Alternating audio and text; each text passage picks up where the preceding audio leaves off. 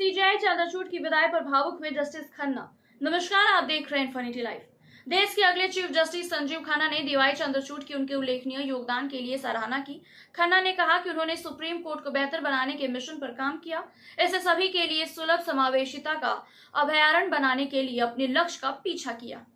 Supreme court bar association की ओर से justice Chandrachud के लिए आयोजित विदाई समारोह में न्यायमूर्ति खन्ना ने भावनात्मक भाषण दिया। उन्होंने कहा कि उनके पद से हटने से उच्चतम न्यायालय में खालीपन आ जाएगा। जस्टिस खन्ना ने कहा कि जब न्याय के जंगल में एक विशाल पेड़ पीछे हटता है तो पक्षी अपने गीत बंद कर देते हैं, हवा अलग तरह से चलने लगती है, अन्य पेड़ खाली जगह को भरने के लिए अपनी जगह बदलते और समायोजित करते हैं, लेकिन जंगल फिर कभी वैसा नहीं रहेगा। उन्होंने कहा कि सोमवार से हम इस बदलाव को गहराई से महसूस करेंगे। इस न्यायालय के बलुआ पत्थर के स्तंभों में एक खालीपन गूंजेगा। बार और बेंच के सदस्यों के दिलों में शांति प्रतिध्वनि होगी।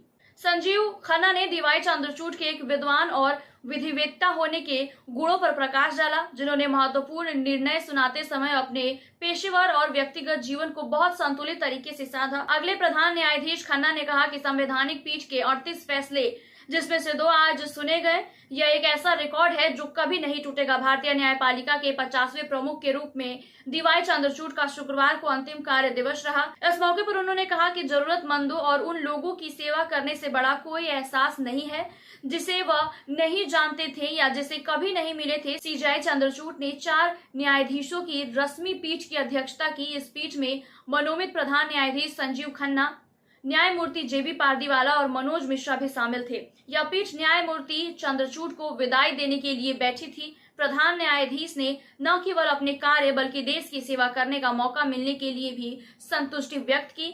ऐसे और तमाम खबरों के लिए देखते रहिए infinity live. Please like, share and subscribe my YouTube channel.